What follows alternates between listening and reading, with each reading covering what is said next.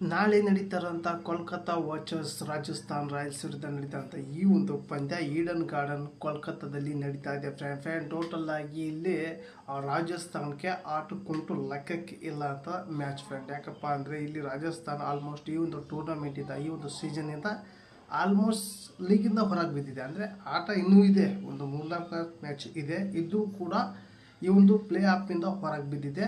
ಅದೇ ಕೋಲ್ಕತ್ತಾ ಕೂಡ ಚಾನ್ಸ್ ಇದೆ, ಕೋಲ್ಕತ್ತಾ ತಂಡಕ್ಕೆ ಕೂಡ ಭಾಳ ಚಾನ್ಸ್ ಇದೆ. ಆದರೆ ಕೋಲ್ಕತ್ತಾ ತಂಡ ಇಲ್ಲಿ ಇತ್ಲಾಗೆ ಎಲ್ಲ ಮ್ಯಾಚ್ ಗೆದ್ದರೆ ಖಂಡಿತ ಚಾನ್ಸ್ ಇದೆ.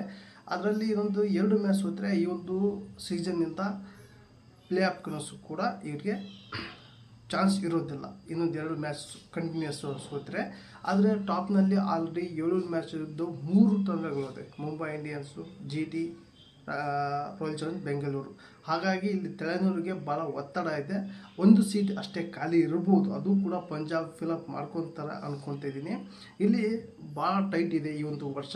ಟಾಪ್ನಲ್ಲಿ ಇರಬೇಕಂದ್ರೆ 4 ಟಾಪ್ ಇರಬೇಕಂದ್ರೆ ಇಲ್ಲಿ ನನಗನ್ಸುತ್ತೆ KKR ತಂಡ ಇನ್ನು ಉಳ್ಕಿರೋಂಥ ಮ್ಯಾಚ್ ಎಲ್ಲವನ್ನೂ ಗೆದ್ದರೆ ಮಾತ್ರ ಇಲ್ಲಿ ಚಾನ್ಸಸ್ ಇರುತ್ತೆ. ಒಂದು ಮ್ಯಾಚ್ ಸೋದ್ರೂ ಕೂಡ ಕಷ್ಟ ಆಗ್ತಾ ಹೋಗುತ್ತೆ. ಹಾಗಾಗಿ ಇಲ್ಲಿ ನಾಳಿನ ಮ್ಯಾಚು ಕೋಲ್ಕತ್ತಾಕ್ಕೆ ಭಾಳ ಕ್ರಿಟಿಕಲ್ ಮ್ಯಾಚು. ಇಲ್ಲಿ ಕೋಲ್ಕತ್ತಾ ಗ್ರೌಂಡ್ನಲ್ಲಿ ಹೇಗಿದೆ ಅಂದರೆ ಇಲ್ಲಿ ಯಾರು ಟಾಸ್ ಗೆಲ್ತಾರೋ ಅವರು ಬೌಲಿಂಗ್ ಆಯ್ಕೆ ಮಾಡ್ಕೊತಾರೆ. ಬೌಲಿಂಗ್ ಆಯ್ಕೆ ಮಾಡಿಕೊಂಡು ಚೇಸಿಂಗ್ನಲ್ಲಿ ಅವ್ರು ಎಷ್ಟೇ ಟಾರ್ಗೆಟ್ ಕೊಟ್ಟರು ಚೇಸ್ ಮಾಡುವಂಥ ತಾಕತ್ತು ಕೂಡ ಕೋಲ್ಕತ್ತಾಕ್ಕೂ ಕೂಡ ಇದೆ, ರಾಜಸ್ಥಾನ ತಂಡಕ್ಕೂ ಕೂಡ ಇದೆ. ಹಾಗಾಗಿ ಇಲ್ಲಿ ಮೇನ್ ಏನಪ್ಪ ಅಂದರೆ ಕೋಲ್ಕತ್ತಾ ಏನಾದರೂ ಚೇಸಿಂಗ್ ತೊಗೊಂಡ್ರೆ ಆರಾಮಾಗಿ ಗೆಲ್ಲುತ್ತೆ.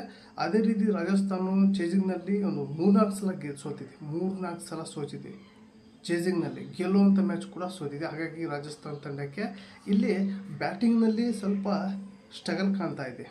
ಬ್ಯಾಟಿಂಗ್ನಲ್ಲಿ ಮಿಡಲ್ ಆರ್ಡರ್ ಕಂಪ್ಲೀಟಾಗಿ ಸ್ಟ್ರಗಲ್ ಕಾಣ್ತಾ ಇದೆ. ಇಲ್ಲಿ ಜೈಸ್ವಾಲ್ ಹಾಗೆ ವೈಭವ ಸೂರ್ಯವಂಶಿ ಒಂದು ಮ್ಯಾಚಲ್ಲಿ ಆಡಿದರು. ಇಲ್ಲಿ ಜೈಸ್ವಾಲ್ ಬ್ಯಾಕ್ ಟು ಬ್ಯಾಕ್ ಚೆನ್ನಾಗಿ ಇನ್ನಿಂಗ್ಸ್ ಕಟ್ಟಿದ್ರು ಕೂಡ ಇಲ್ಲಿ ಮಿಡಲ್ ಆರ್ಡರ್ನಲ್ಲಿ ರಾಜಸ್ಥಾನಕ್ಕೆ ಯಾರು ಕೂಡ ಫಿನಿಶಿಂಗ್ ಮಾಡ್ತಾಯಿಲ್ಲ. ಅದೇ ಒಂದು ಸಮಸ್ಯೆಯಿಂದ ರಾಜಸ್ಥಾನ ಈ ಒಂದು ಸೀಸನ್ನಿಂದ ಎಂಡ್ ಆಗಿದೆ.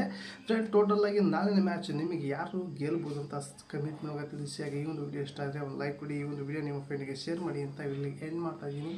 ಮತ್ತೆ ಇಂಥ ವಿಷಯ ಟೇಕ್ ಕೇರ್, ಬಾಯ್.